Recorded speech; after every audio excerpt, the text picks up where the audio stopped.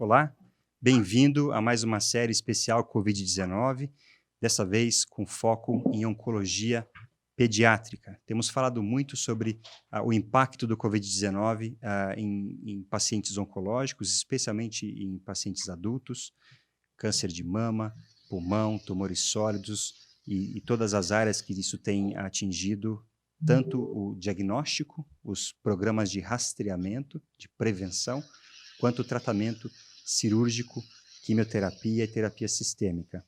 E a gente não podia deixar de falar de oncologia pediátrica. E para falar sobre esse tema, nós convidamos especialistas de alto gabarito que vão discutir esse tema e que também foram fundamentais no desenvolvimento dessas pautas que nós vamos apresentar hoje. O professor Dr. Cláudio Galvão, ele é presidente da Sociedade Brasileira de Oncologia Pediátrica e chefe do Serviço de Oncologia e Hematologia Pediátrica da Santa Casa de Porto Alegre. Bem-vindo, Dr. Cláudio. Muito obrigado pelo convite, Marcelo. A professora doutora Fabiane Carlessi, infectologista pediátrica, chefe do CCIH, do Instituto de Oncologia Pediátrica, o GRAAC, da Unifesp, aqui em São Paulo, e professora adjunta do Departamento de Pediatria da Unifesp. Bem-vinda, Fabiane. Obrigada pelo convite.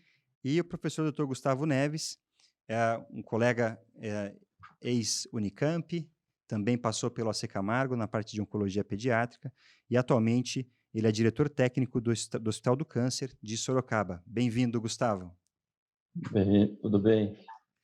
E para começar, a gente sempre dá um update, uma atualização de como está, né, essa nova doença impactando o mundo e o Brasil.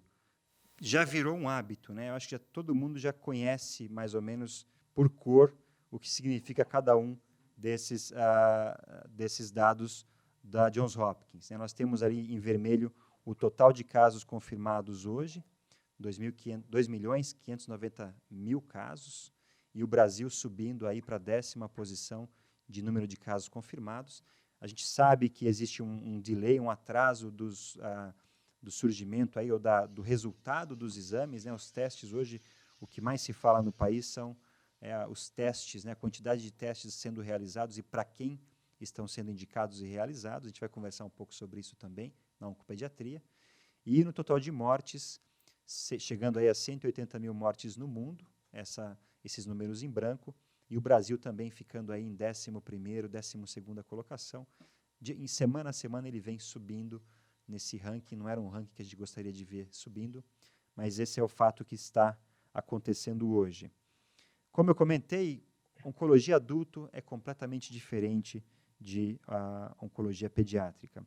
E, por isso, a doutora Fabiane vai apresentar para a gente dados, né, de como que está a situação do Covid-19 na oncologia pediátrica no mundo, e depois a gente vai conversar sobre o Brasil, como é que está. E eu acho que vale a pena só lembrar, Fabiane, a gente como oncologista adulto, a gente vê, eu trabalho especialmente com câncer de mama e pulmão, mas a gente também não pode deixar de pensar, e esse foi um dos grandes motivos da gente fazer essa reunião e ter a presença de vocês, que com mais de, me corrija se eu estiver errado, mas com mais de 12.000 casos novos de câncer infantil, a gente precisa ter uma visão também, né, e crianças cuidadas por pais, por adultos e perto de avós, toda essa questão, não só do tratamento, mas também do ambiente familiar, são importantes. Bom, novamente, obrigada pelo convite, Marcelo, é um prazer estar aqui. Eu trouxe alguns slides sobre o coronavírus. Eu queria primeiro apresentar para vocês, eu sei que vocês já estão ouvindo bastante na mídia sobre esse vírus. Então, contextualizando, o coronavírus ele é um RNA vírus e ele foi descrito na década de 30 já. É um vírus que ele causa infecções respiratórias e intestinais em humanos e animais. Então, é um vírus já conhecido. A gente tinha, até o final de 2019, a gente tinha 6 coronavírus descritos.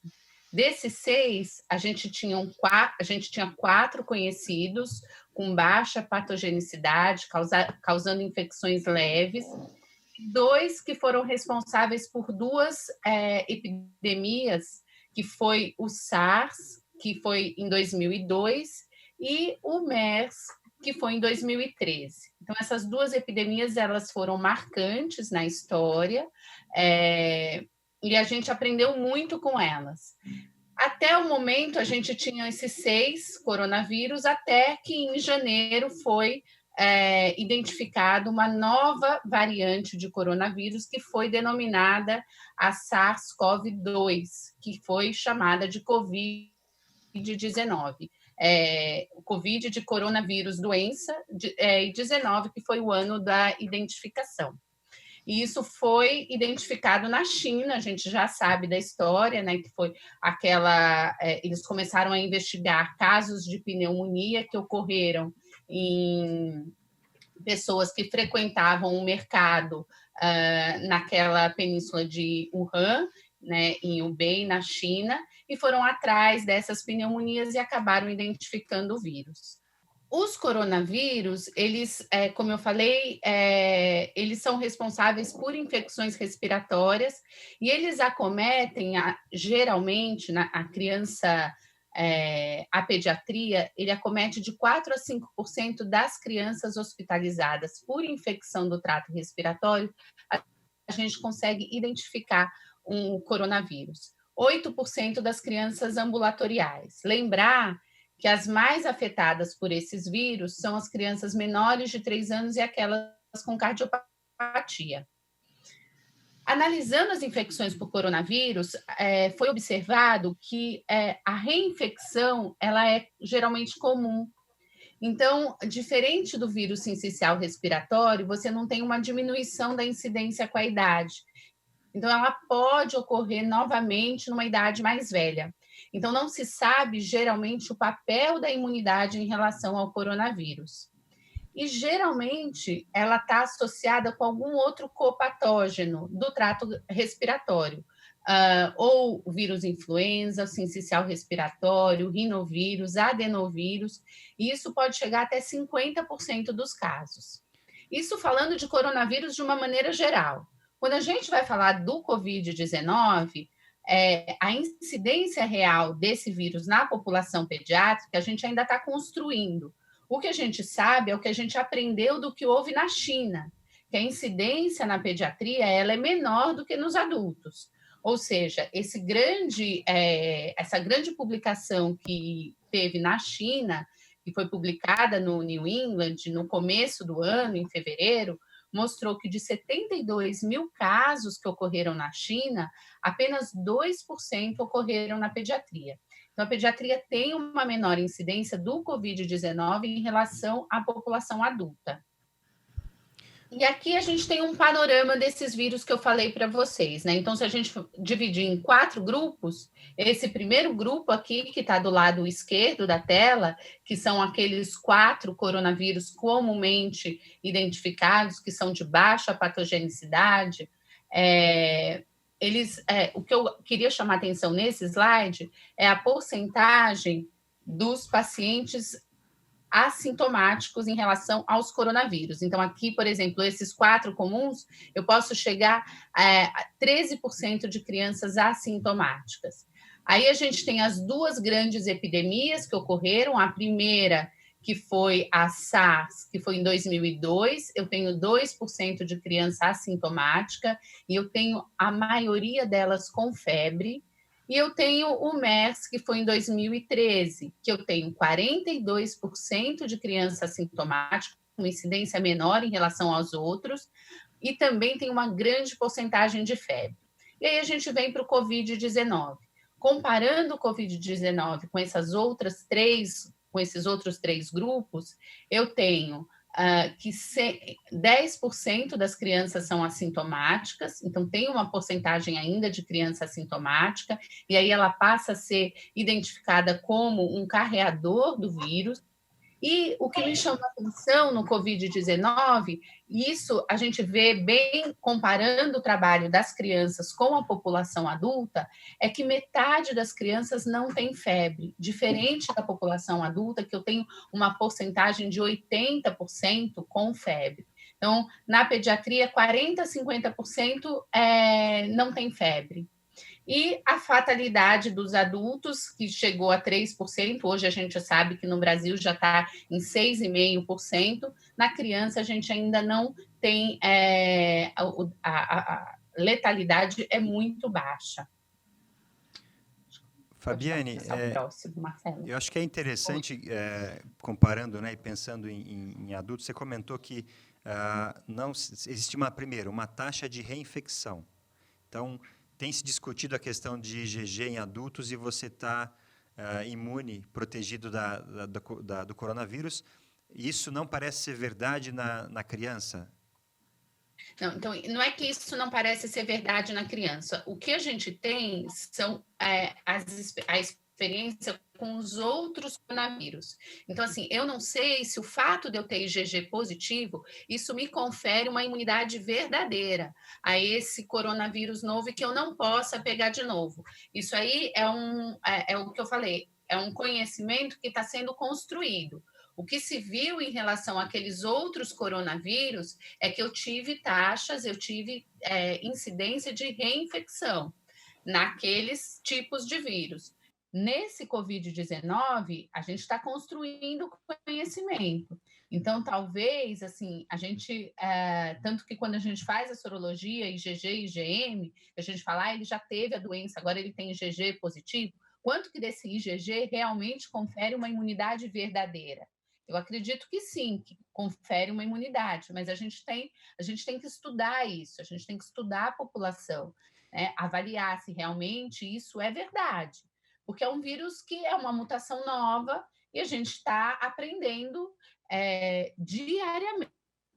Marcelo, acho que a gente pode dizer que a gente aprende diariamente com a doença. Cada vez a gente tem um fato novo, um dado novo que a gente vai atrás e está construindo conhecimento.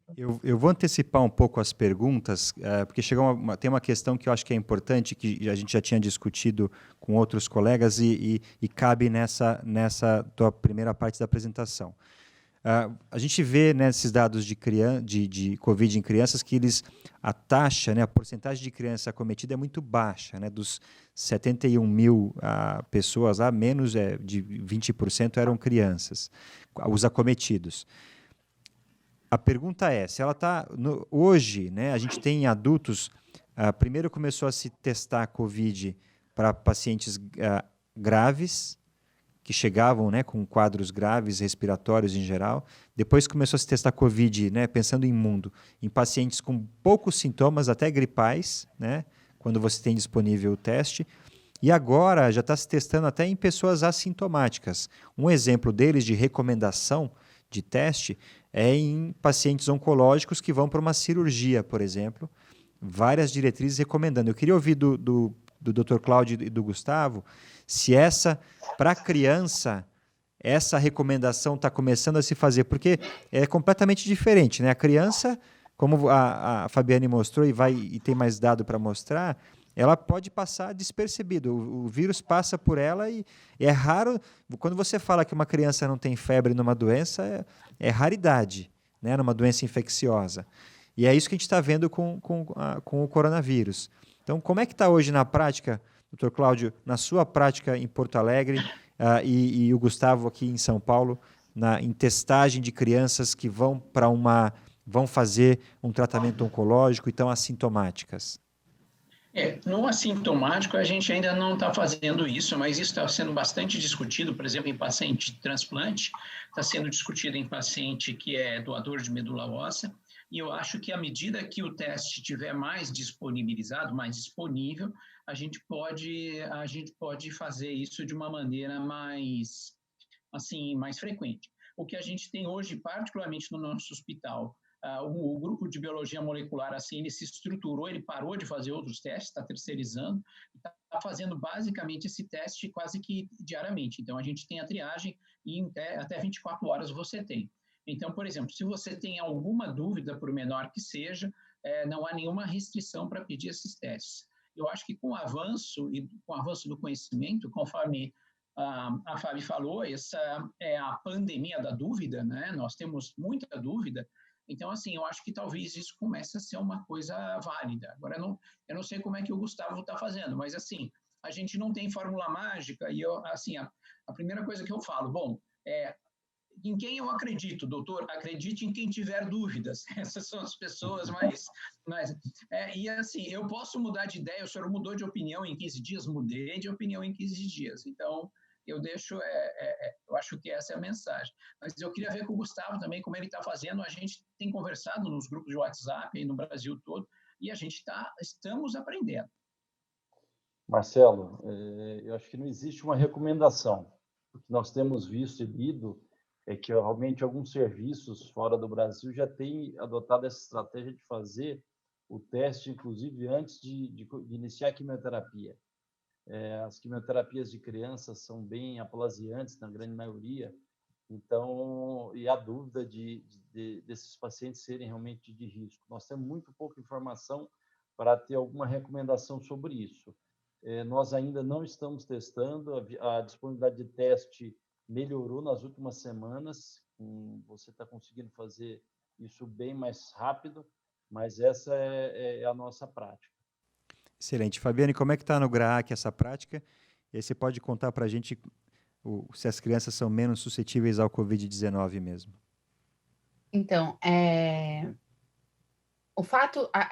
o que a gente testa é o PCR para o coronavírus, o PCR em tempo real. O fato do paciente estar assintomático, a chance de você ter um teste positivo, ela é muito baixa.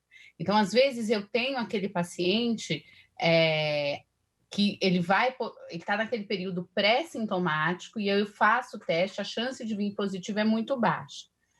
Qual é a grande preocupação da gente lá no GRAAC? A gente testa os pacientes sintomáticos, e é isso que o Cláudio e o Gustavo falaram, que qualquer dúvida a gente testa, a gente tem a disponibilidade do teste, e a gente tem um resultado em 24 horas, no máximo, às vezes sai até no mesmo dia. Então, a gente faz o teste e aguarda, na dúvida, a gente faz o teste. Fora isso, veio a demanda para a gente do paciente que vai ser submetido ao transplante de medula óssea. Então, o que acontece? A gente tem a unidade do transplante, que é uma unidade fechada, uma unidade restrita, que tem filtro EPA, pressão positiva, e você vai colocar um paciente lá dentro que você não sabe se pode estar naquele período pré-sintomático, se ele amanhã ou depois vai vir a desenvolver algum sintoma. Então, para esse paciente, isso é bem recente, a gente conversou hoje com o chefe da unidade do transplante do GRAAC, o Dr. Vitor, e a gente estabeleceu que o paciente a gente vai estar testando para avaliar se ele já tem ou não o vírus. Eu só queria lembrar que, assim, o fato de ser negativo, não é claro que a gente fica um pouco mais tranquilo de colocar esse paciente lá dentro, mas nada impede que daqui 2 ou 3 dias ele venha a apresentar sintoma e você tenha que fazer de novo o teste. Então, assim, a gente fica um pouco mais tranquilo, mas não termina a nossa preocupação, né? E lembrar que quando você faz um teste e você coloca esse paciente como suspeito, ele fica em isolamento e você tem todo aquele problema de paramentação para entrar no quarto, restrição de visita, uso de EPI para um paciente que não tem nada de sintoma, né? Então, a gente está fazendo, um zelo, é um cuidado a mais, a gente sabe que esse paciente ele é mais suscetível, mas que você vai ter esse período. Então, por exemplo, se eu tenho um teste que vai demorar 5 dias para ficar pronto, são 5 dias que eu vou deixar esse paciente isolado até o resultado. Então, acho que tem que pesar o risco-benefício aí na hora de indicar a realização do teste. Excelente. Podemos voltar para a apresentação com os slides da Fabiane? Então, esse artigo é um artigo interessante, que ele fala assim, por que as crianças são menos suscetíveis ao Covid-19? Então, ele mostra, de novo, que o Centro de Controle de Prevenção de Doença da China mostrou uma incidência bem baixa, de 0,9% em crianças até 10 anos de idade e 1,2% de 10 a 19 anos de idade. E coloca algumas justificativas. Além desse artigo, já tem vários outros tentando explicar por que a criança é menos suscetível do que o adulto. Então, algumas justificativas que eu encontrei. Então, primeiro, é a menor exposição ao vírus. Então, ele coloca que a criança sai menos de dentro de casa, ela viaja menos, e com isso ela estaria exposta, teria uma menor exposição ao vírus. Segundo fator, a criança tem um trato respiratório mais saudável, ela tem menos afecções pulmonares, por exemplo, a gente vê que no adulto o fumante tem maior risco de ter a infecção, o DPOC tem o maior risco de ter infecção, então a criança teria esse risco menor pela menor comorbidade. E a menos comorbidades em relação a diabetes, alterações cardíacas, que também entraria nessa justificativa. Aí ele começa a gente tem algumas outras justificativas que é em relação à imunidade. Na defesa do micro-organismo, a imunidade inata ela é uma defesa, ela é a defesa primária, né, do organismo. E na criança, essa imunidade ela está mais ativa que no adulto. Além disso, você tem uma diferença, a gente sabe que o vírus ele utiliza um receptor da enzima conversora de angiotensina 2 para poder entrar dentro da célula. E na pediatria, eu tenho diferenças na distribuição, então eu tenho uma menor quantidade dessa enzima, tem uma diferença na maturação e no funcionamento desse receptor. Então, eu tenho uma enzima que é imatura e acaba tendo uma menor resposta em relação ao vírus. Além disso, eu tenho uma resposta imune exacerbada em adultos. Então, essa resposta imune exacerbada está associada ao desenvolvimento da síndrome respiratória aguda grave. Então, além da incidência ser menor na pediatria, quando ocorre, a sintomatologia ela é mais leve por causa disso.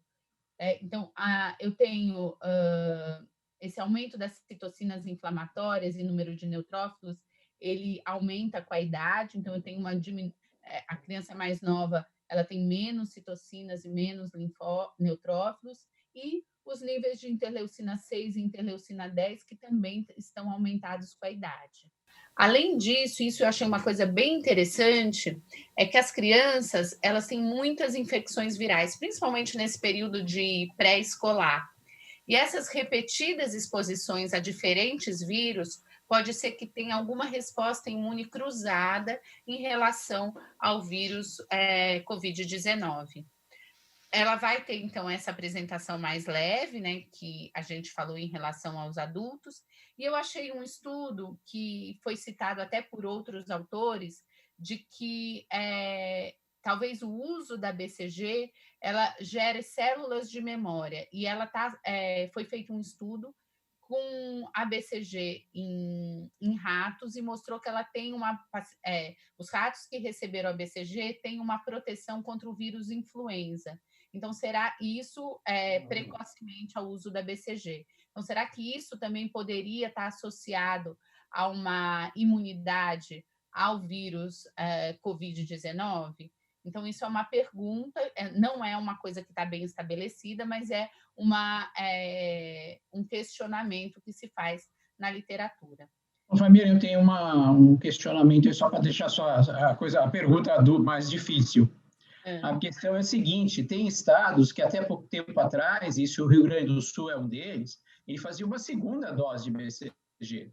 Então, a gente também tem essa variável, né? E aqui, por exemplo, no Rio Grande do Sul, a gente está vendo um número de casos que é baixo. A gente, na verdade, tem dificuldades em medir, de saber exatamente qual é o tamanho da eficácia do lockdown, né?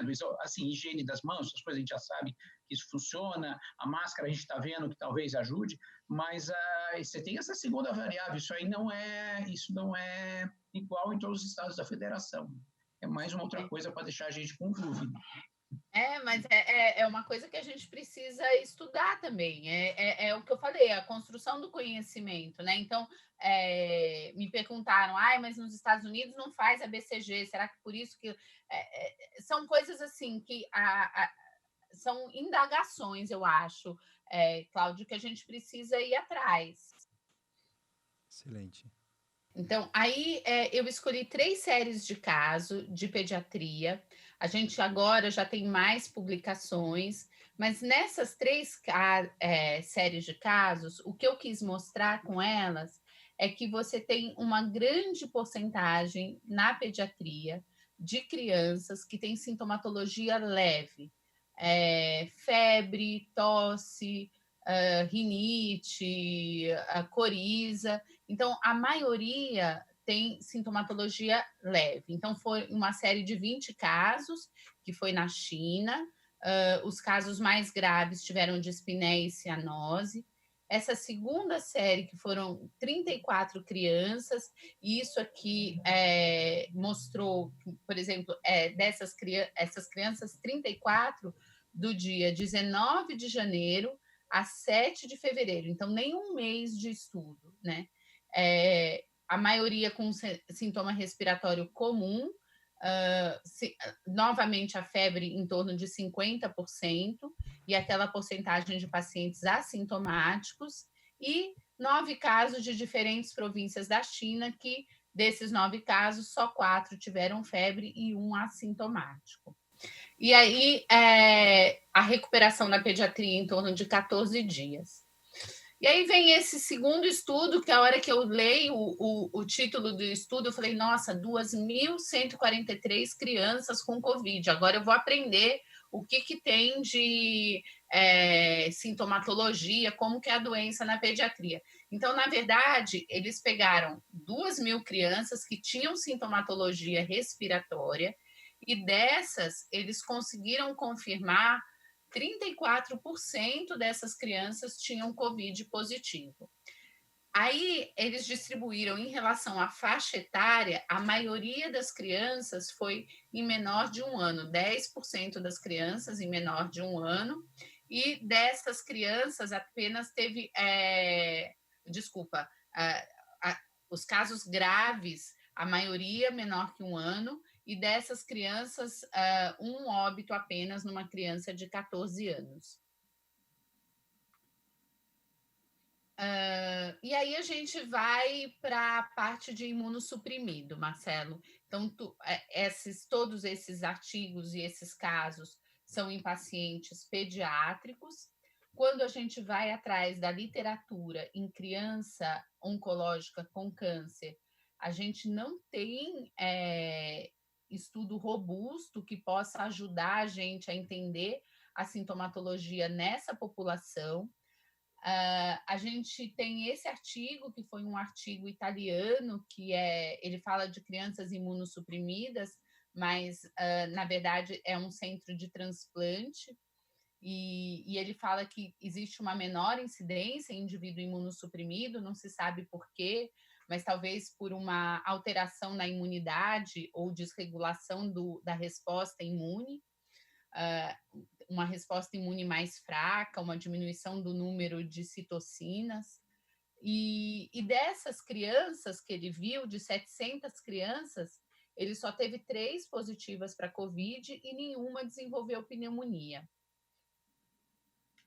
E, se eu não me engano, ela teve uma criança só que tinha uma neoplasia, que era uma neoplasia hepática, e que evoluiu bem.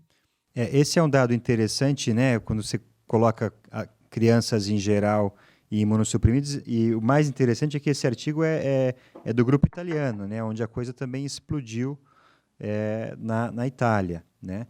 E eu acho que o que o Cláudio comentou, a gente está cheio de dúvidas e cada vez com mais dados surgindo, e para corroborar isso que você acabou de colocar, o Gustavo também trouxe acrescentou um trabalho recentemente publicado. Gustavo, você puder comentar para a gente esse survey com médicos europeus? Como disse a Fabiane, realmente o que nós temos de informação é muito pouco, e esse survey ele faz foi feito em março e publicado agora em abril, e ele fala de poucos casos. Eles fizeram uma pesquisa com 89 médicos e receberam um retorno de 32 médicos de 25 países, né? Então, chama atenção aqui, na Itália, os 4 casos descritos lá na Itália, e também mais 2 casos na Espanha. Além disso, eles tiveram mais 3 casos que vieram depois, após a pesquisa, e que eles relatam no artigo. Eles testaram 200 pacientes. Esses 200 pacientes, eu tentei fazer aqui, ele descreve os diagnósticos oncológicos, e aí a maioria até chama atenção de pacientes com tumores sólidos. A idade nem todos são descritos, mas 2 deles adolescentes, com quadros que foram, na maioria das vezes, quadros não tão importantes. O único paciente, que é esse paciente de caso 3, que tinha um desconforto respiratório leve, mas não tinha nem imagem suspeita. E esses pacientes, com exceção dos 5 e 6, fizeram tratamento específico, os 5 com cloroquina, lopinavir e ritonavir, e o 6º com cloroquina. Todos eles recuperaram, nenhum caso desses descritos precisaram de terapia intensiva, todos tiveram sintomas leves, e mantido a recomendação de prevenção e vigilância. Então, é o que a Fabiane falou, nós estamos construindo conhecimento, e aparentemente as crianças têm sido poupadas, e também um receio nosso eram os oncológicos. O Cláudio tem informações sobre os transplantados, que tem outro tipo de paciente, mas desses que são oncológicos, não transplante de medula óssea, aparentemente com pouca gravidade. É incrível a diferença, realmente, de adulto para criança. A gente ficou aqui já, né, há um mês conversando com diversos especialistas e vendo a evolução, e, como eu falei inicialmente, mudando conduta, né? As diretrizes de oncologia adulto, com recomendações de mudança de conduta, de adiar cirurgia, de adiar rádio, de rever tratamento do mais mielossupressor para o menos, quando seguro e possível. Tem sido uma rotina na oncologia adulto. E na oncologia infantil, eu acho que a mensagem, né, e me corrija se estiver errado, que vocês estão passando, é que tem que ter, sim, um certo cuidado, todo cuidado, mas a doença, né, o tratamento, assim como nos adultos, doenças mais agressivas, manter o tratamento e fazer no tempo adequado, na criança, né, especialmente as leucemias e mesmo as cirurgias, não tem motivo para adiar ou para atrasar. Correto, Cláudio, Fabiane? Exato. Exatamente, eu acho que a gente está vendo isso, né? Marcelo, sim? Uma outra informação importante, assim, acho que é precoce a gente achar que criança, especialmente as oncológicas, vão todas muito bem, porque também a doença, nós estamos tendo muito pouco tempo, e nós vamos entrar agora numa fase, depois no inverno, quando a gente tiver mais circulação de crianças, nossas crianças, especialmente, até mesmo na Itália, eles falam isso, com a suspensão das aulas, a incidência das patologias respiratórias reduziram muito nesse período. Nós não sabemos como é que isso vai ser no futuro. Não sei se a Fabiane tem alguma impressão diferente da minha, mas acho precoce a gente achar que está tudo muito bem em criança, especialmente nos oncológicos. Não, eu concordo, Gustavo, porque assim, a gente está tendo contato com o vírus agora, e a gente sabe que o paciente oncológico, o imunossuprimido, ele tem uma tendência a desenvolver infecções mais graves que o paciente saudável. Então, assim, o fato, a gente não tem literatura ainda, a gente não tem experiência, a gente está aprendendo com o vírus. Por isso que eu acho que é importante a gente fazer isso mesmo, essa troca de experiência, entender o que está acontecendo em cada centro, discutir os casos, para a gente poder entender como é que esse vírus vai se comportar. Porque a impressão que a gente tem é essa, mas será que isso realmente Será que isso é real? Acho que a gente precisa aprender ainda. É muito cedo para falar, para tomar alguma conclusão. E, Cláudio, com os pacientes transplantados, alguma outra informação adicional, pensando em Brasil? Não, eu fiz só um questionamento aqui, eu coloquei um pouquinho de transplante, um pouquinho de questionamentos, mas assim, eu já vou abrindo aqui com alguma coisa de outras questões que a gente vê em rede social e mesmo colega participando. Essa é algumas frases do Pondé, que a gente colocou que assim, primeiro que a peste, a gente só combate a peste com decência, eu colocaria com ciência. A peste gosta da mentira, da violência, do medo, da paranoia. Então, a gente tem que tratar da melhor maneira possível. O inimigo é o vírus, o mercado do horror, a vaidade e a politização que está aí em todo mundo, né? Então, assim, a gente é um vírus que tem muita dúvida sobre ele, inclusive a Fabiana apresentou brilhantemente, mas taxa de mortalidade é uma dúvida, o número real de contaminado é uma dúvida, e a gente está aprendendo sobre período de incubação e transmissibilidade. Hoje, o Sidney do Einstein falou, e o dado dele é interessante, se você olhar os dados do Einstein, você vê ali que eles tiveram muito paciente confirmado, eles testaram em massa desde o início, então a mortalidade dos internados é 3,7%, mas o número de casos totais ela não chega a 1%. E no Einstein a mortalidade ela ficou concentrada em pacientes de 83 a 96 anos, que é uma coisa interessante, assim, concentrada em paciente bem alto. A pouca certeza que a gente tem sobre esse vírus é que ele vai com uma velocidade incrível, que ele gosta de alguns grupos de riscos, que a gente não tem vacina e que os dados epidemiológicos de verdade a gente só vai saber daqui a um tempo, a gente vai ter que esperar isso.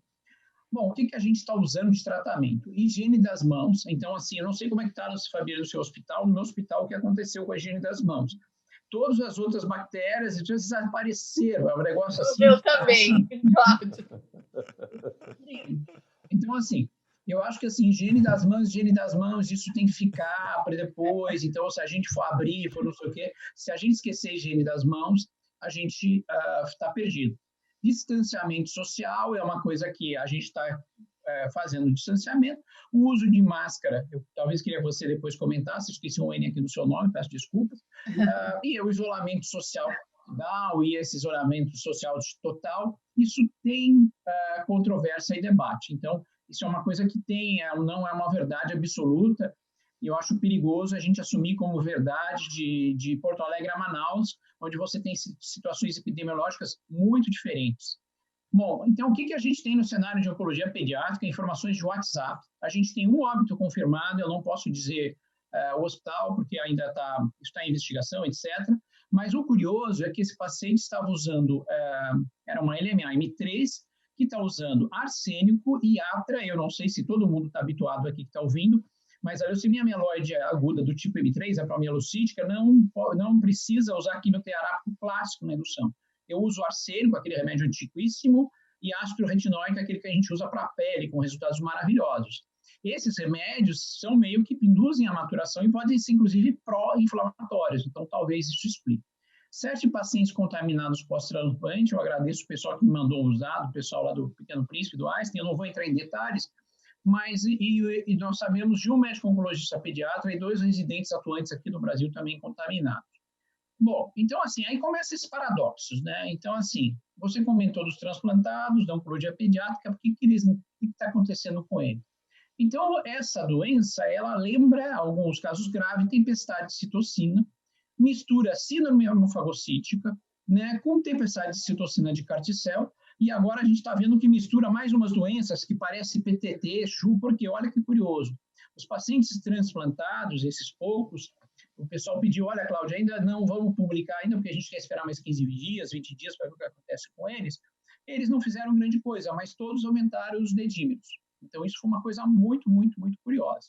Falou, poxa, então alguma coisa da resposta, talvez, ou do entendimento da doença possa estar aí.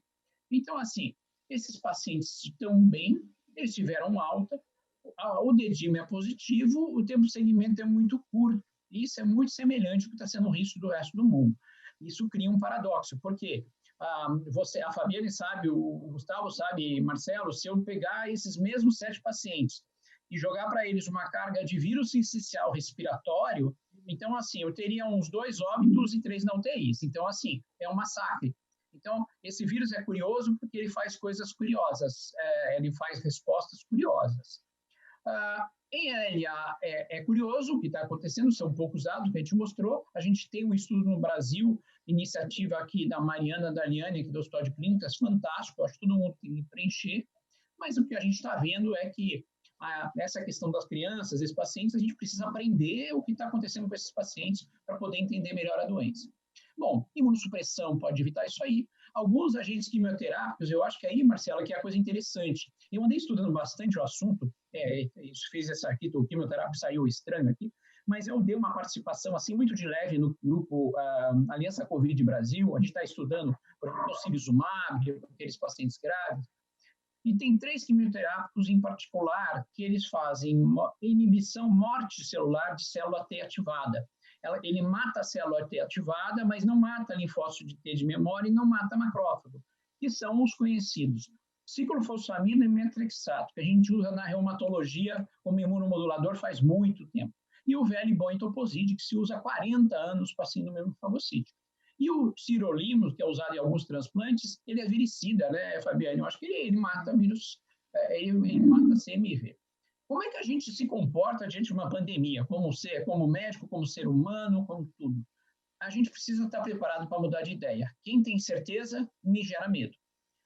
O embate político ideológico, ele deve ser evitado porque a pandemia ela não tem ideologia.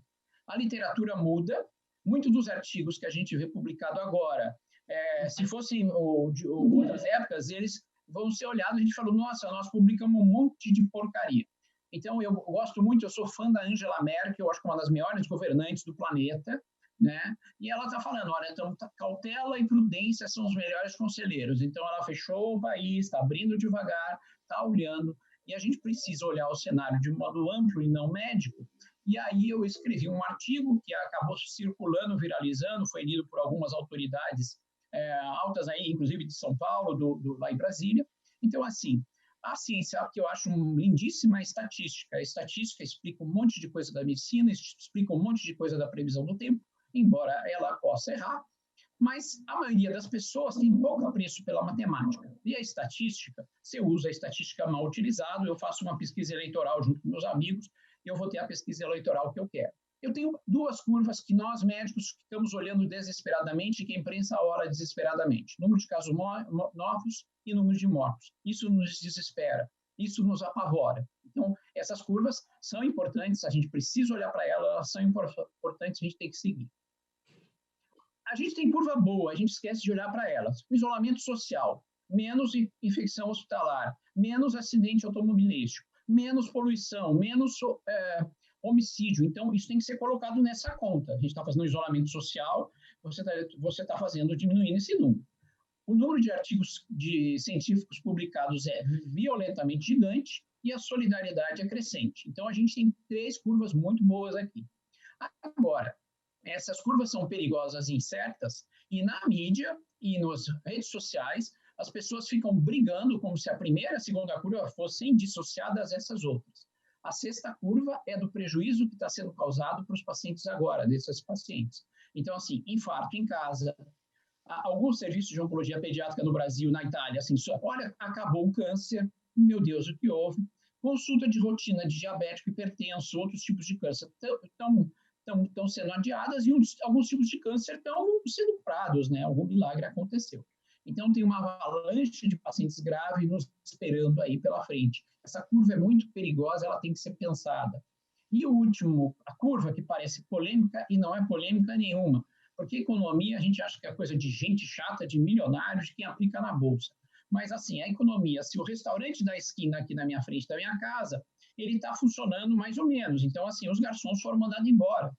Então, assim, e aí o que acontece? Essa pessoa que tinha um plano de saúde básico, não tem mais um plano de saúde básico, que também não vai mais ao hospital privado e assim por diante, aí o SUS fica sobrecarregado. Então, isso é um negócio que acontece em todo mundo acomete todo mundo, e essa curva da economia, ela nos afeta, sim, ao combate ao coronavírus. Então, assim, o que a gente precisa? Que os especialistas conversem entre si, que a gente tenha mais multidisciplinaridade. Nós ficamos muito especialistas demais. Então, a sociedade por exemplo, a sociedade de hematologia é uma sociedade de 62 anos, a de cardiologia é uma sociedade de 80 anos, a de cirurgia, que é a mais antiga, tem um pouco mais de 100 anos. Então, assim, a gente tem que se acalmar e não ficar como cego, né? Como se fosse aqueles cegos, a história do elefante, cada um assim palpando um pedaço do elefante, um palpando a cauda, outro palpando a tromba do elefante, brigando e falando, não, essa é a verdade, essa é a verdade. A verdade tem muitas faces.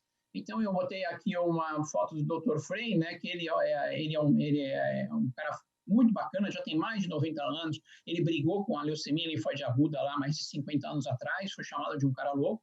Ele ainda comparece nas reuniões mensais do MD Anderson, meu amigo disse, né?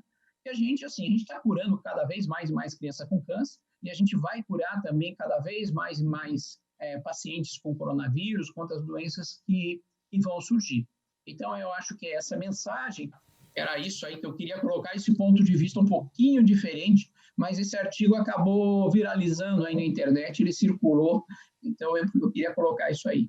Não, mas você colocou muito bem. Eu acho que eu recebi o teu artigo e li e vi que gostei muito das 7 curvas e da explicação de todas essas questões que estão afligindo a todos, né? Mas o que me chama a atenção, Cláudio, é eu como oncologista adulto, a Fabiana, infectologista infantil, Gustavo e você, oncopediatras. Então, a nossa parte nós estamos fazendo como especialistas se conversando, né? E eu tive o prazer, e vocês também tiveram, de ao longo dessas semanas conversar com um monte de gente que talvez a gente nunca teria conversado se não fosse o Covid. Faltou a curva que você não colocou. Eu fiz um monte de amigo novo. Exato. E faltou a curva que você não colocou da queda das bactérias. Aprendemos a lavar. Precisou um vírus para ensinar o mundo inteiro a lavar as mãos. E principalmente os médicos, né? É verdade, de saúde. Ele ficou ali naquela curva, na terceira curva.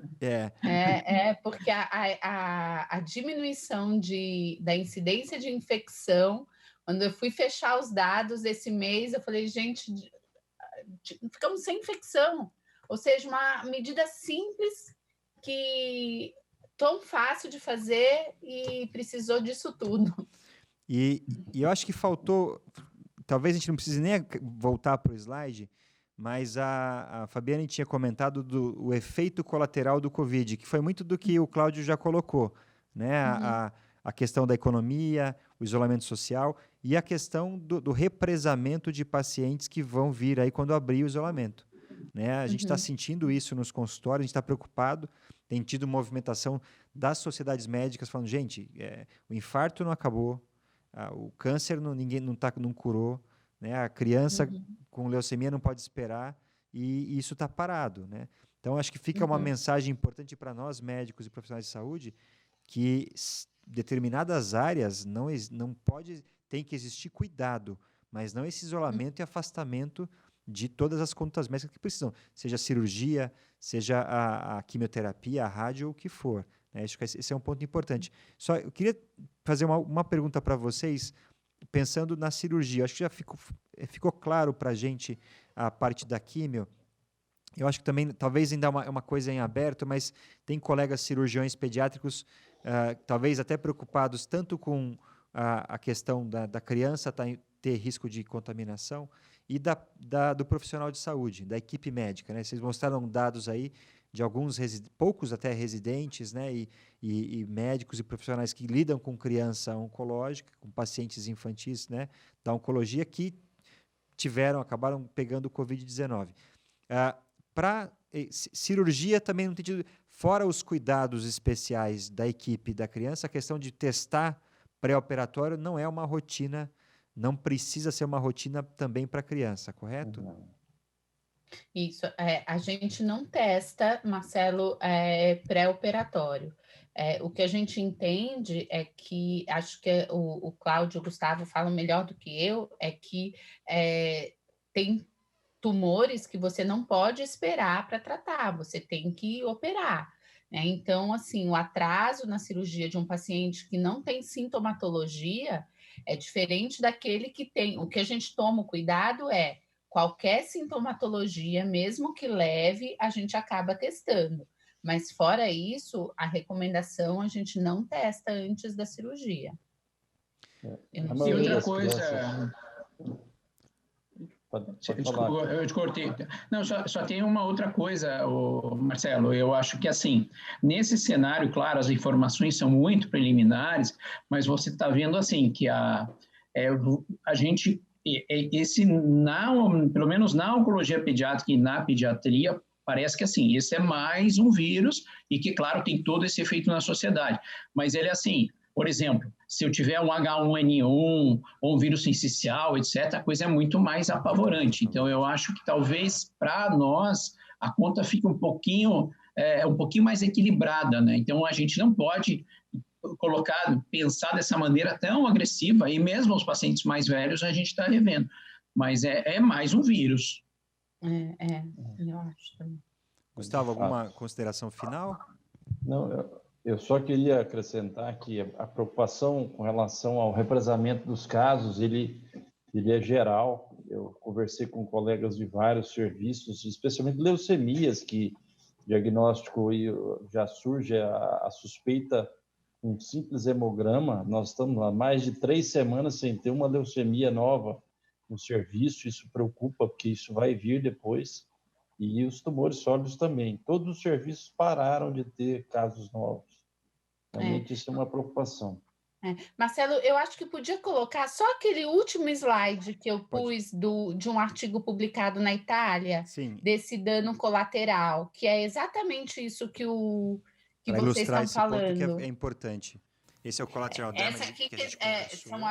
Aqui ele fala de 4 curvas, né? Que o Cláudio falou de 7, mas aqui ele coloca 4, e essa segunda onda aqui, que ele fala do impacto na restrição de recurso para doenças não COVID. Né? Então, assim, a preocupação de todo mundo falar, fique em casa, se você estiver bem, se tiver febre, não procure o hospital, né? Fique em casa.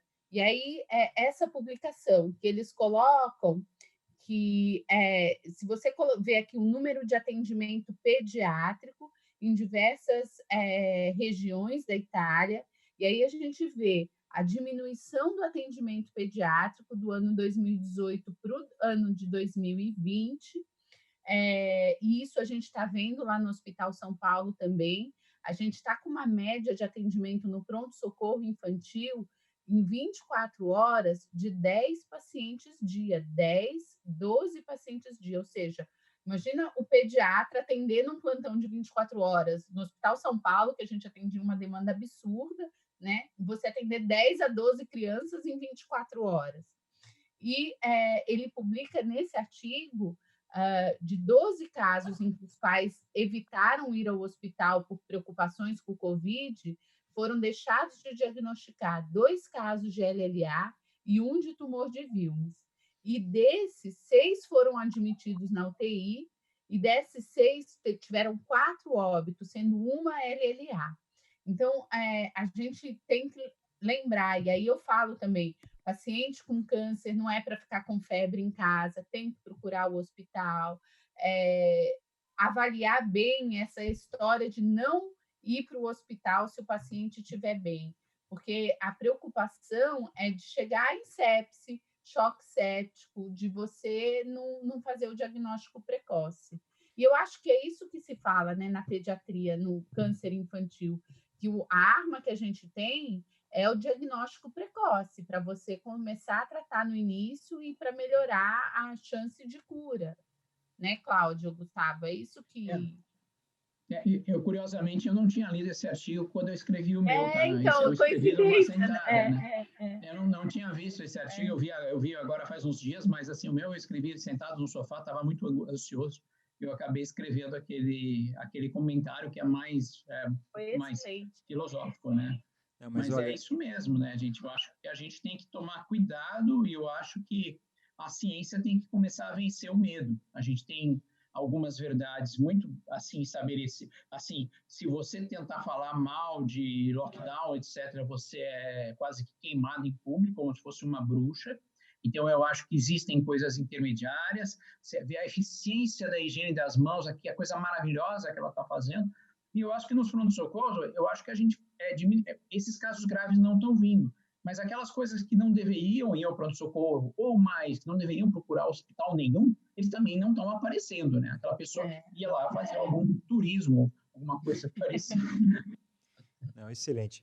Eu espero que que essas curvas boas que você mostrou apareçam publicações, porque vai aparecer o benefício também que teve, não só para o Covid, mas o lockdown para outras coisas e, infelizmente, os malefícios.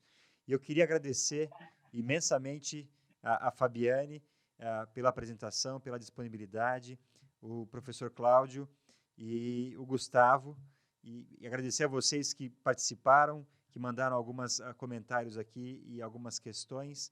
E um efeito final e bom de tudo isso é que, se era uma coisa muito comum nos Estados Unidos, né, a gente que treinou lá, participar de webinars, é algo já da cultura educacional americana, né, e de troca de informação entre especialistas. Aqui chegou com força também esse ponto de participação de webinar. A gente está percebendo cada vez mais a participação dos colegas, os feedbacks positivos, os comentários, as pessoas até se soltando para fazer perguntas, mandando cenários clínicos. Então, é mais um ponto que a gente tem visto positivo no meio de tanta incerteza. Mais uma vez, muito obrigado e até a próxima. Obrigado, muito obrigado. Um abraço. Obrigada, um abraço. Obrigado.